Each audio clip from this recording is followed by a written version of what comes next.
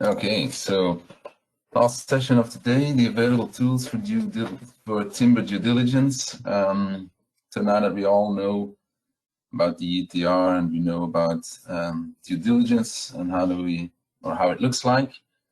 Now the question will be, how do we start this from scratch in our company? How do we set this up? What are the tools available to help you in this process? And we'll have about three categories, or three broad categories to place the tools in. Tools that help you build your due diligence system, tools that help you with identifying applicable legislations in the country of origin, and then some tools for cross-checking information and double-checking, let's say. So tools for building your due diligence systems or tools that are available to help you set up the system will be the first part. And then, of course, we have to start with the legal source due diligence tools that we have publicly available, which are based on the legal source standard, which is basically the framework for our due diligence system as a monitoring organization for preferred by nature. So the standard is a description of our complete due diligence system, basically. You can get certified against the standard, but it's certainly not necessary for you to be certified in order to use the standard and to use it as a checklist or a list of requirements or to measure performance or to know what EUTR wants or any aspect of due diligence. The standard is available in English and in French. I don't think it's available in Dutch. Sorry for that. But English and French is available for download on the website. Together with this legal source standard, we have a lot of the full due diligence toolkit with templates and guidances on how to help you implement this and set it up. And this is where we will be looking at now at the toolkit. So the toolkit is available for download via the Preferred by Nature website, via the sourcing hub. The link is here in the slide as well, which I think you'll get the slides, or they will be available for download later, or you already have them. I'm not sure about that. So you can go and download the full due diligence toolkit, and it will come with a lot of documents numbered 1 to DD01, DD02, and so forth. There are some guidelines, just some guidance documents. The first one, DD due diligence 01, is just a basic guideline that should be the starting point for everybody trying to set up a due diligence system. Just read it, try to understand what is required and how you could initiate the process of setting it up. If you're a forest manager, you can also use guidance 11 for forest managers. And there's also a guideline in document DD09 for risk specification or country risk assessments. And that goes together with a template DD010 for writing it out in case you would need to do that. So you can just take a look at those documents in detail. You can do with them what you want.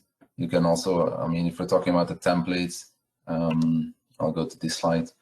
If we're talking about the templates, you can also adapt them, adjust them to your situation, delete things, add stuff, mix them. Everything is possible.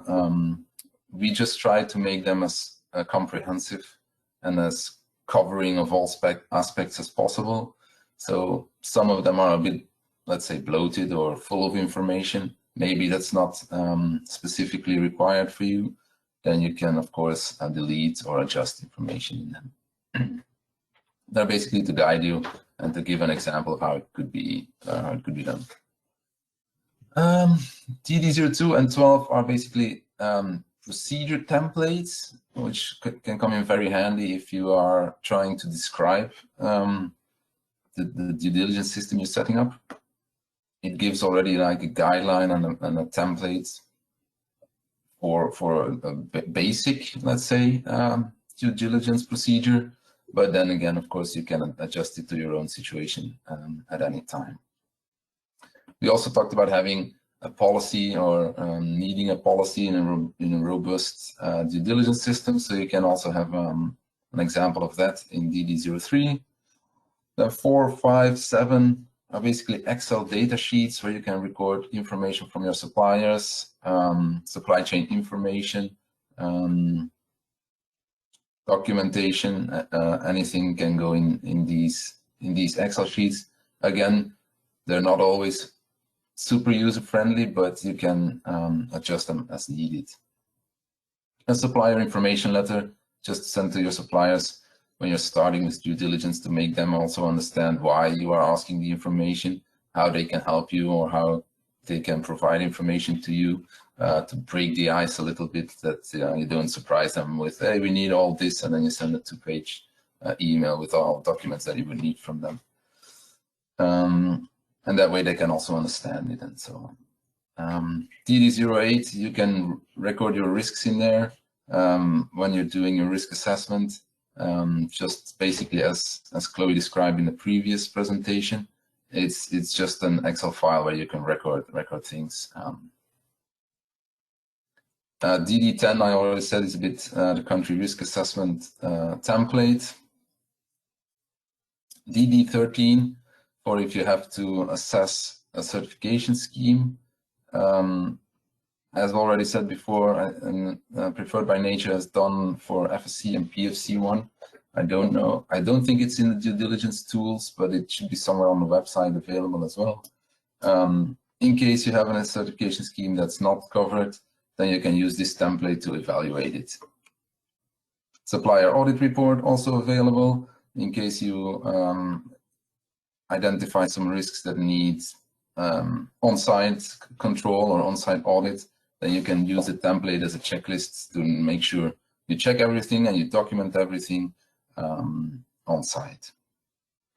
And then DD15 is actually basically like a product statement or a document that says that gives all the information about your product and identifies it as being gone through your due diligence system.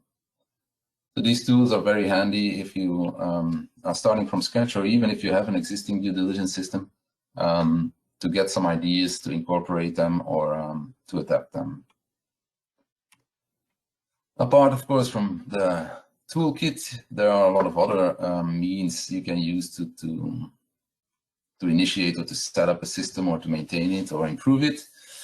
Other options are just contact the monitoring organization and use their setup due diligence system instead of setting it up yourself. And then you can, then you will of course have their control, probably in the legal source case on a yearly basis. But you can, the basics is that you can use their due diligence system.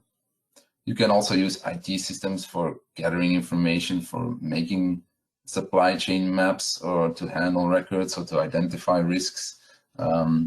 Nowadays, IT programs and computer software is advanced, more advanced than ever. So probably something can be done to integrate it or to better crunch data for you.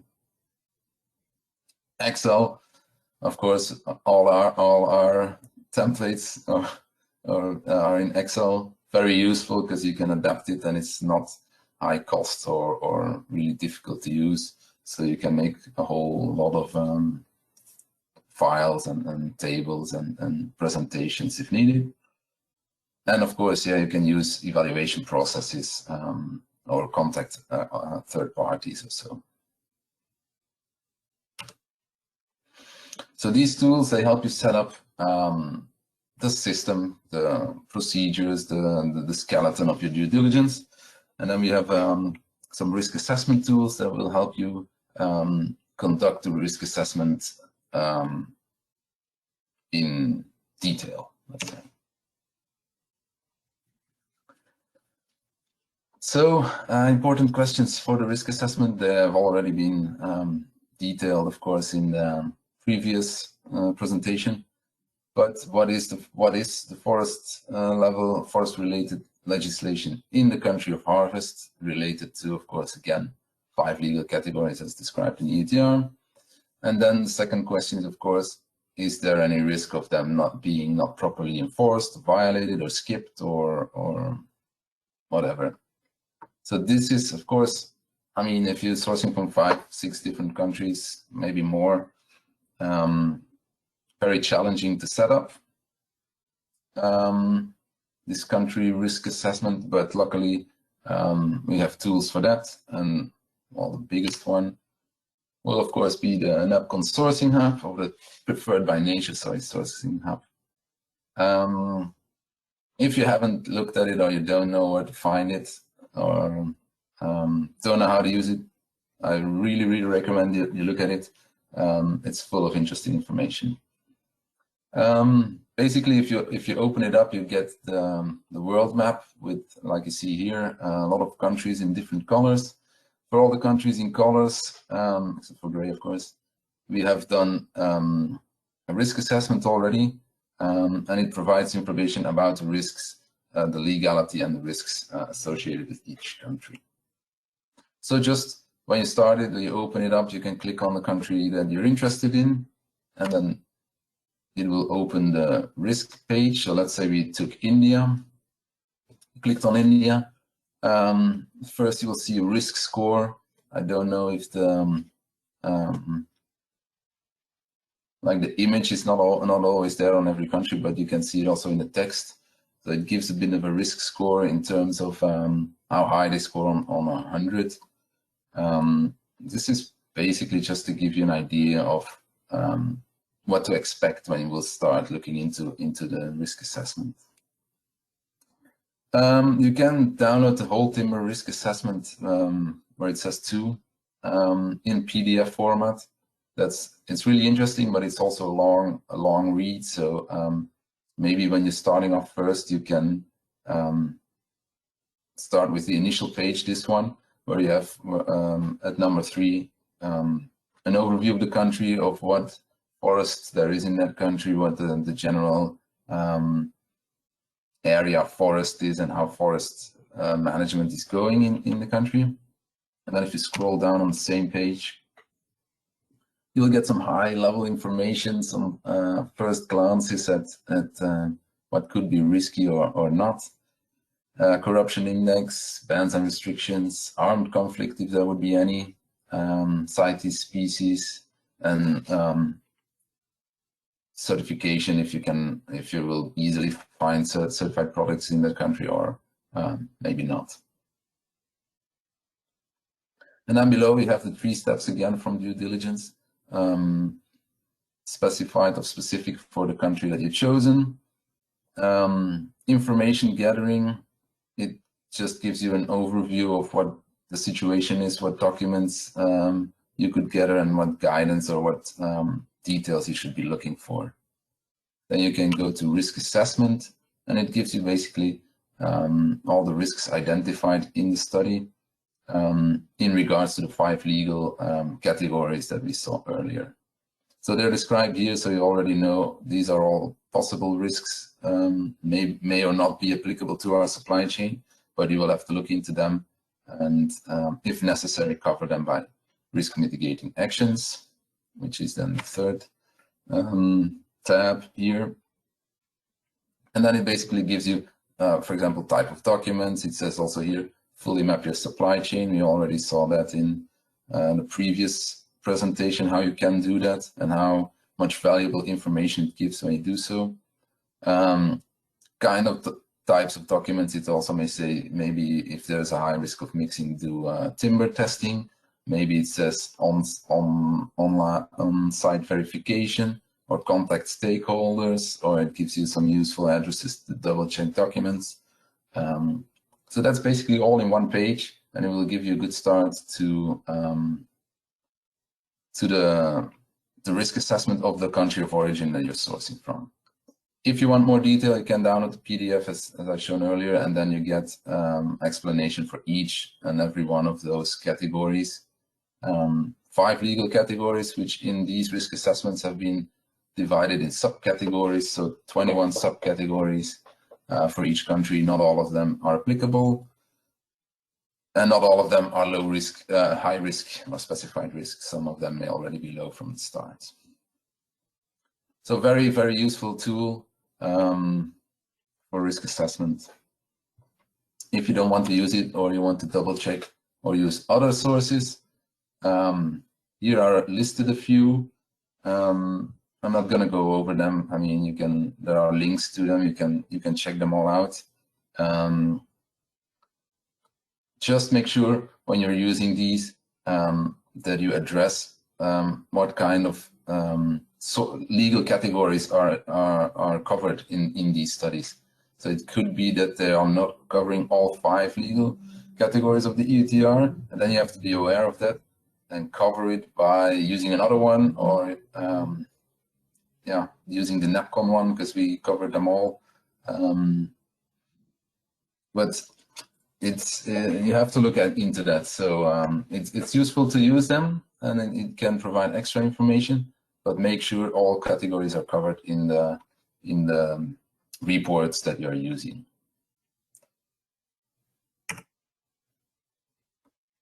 If for the very unlucky case, you can't find an assessment for a country that you are sourcing from, let's say we don't have one, the sourcing hub doesn't have one for Suriname, which maybe some Belgians or Dutch people are importing from, then in that case, maybe you can find it on another source.